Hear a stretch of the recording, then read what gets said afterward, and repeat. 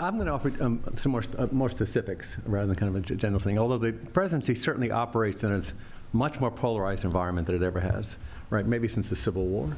And indeed, I hope, Bill, we get a chance to hear from Larry Sabato on the poll that was just put out from the Center on Politics, right?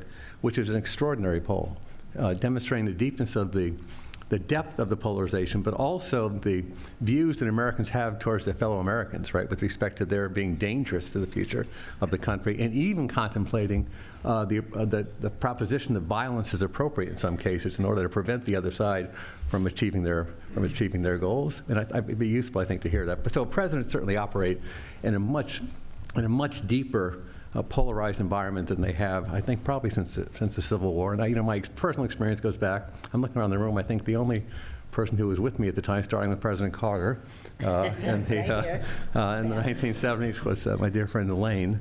But since that time, I certainly have seen this kind of develop as a context for presidents operating. Point one. Point two, I'd like to just offer just a quick reflection, though, on the effectiveness of the president in the national security area and in foreign policy.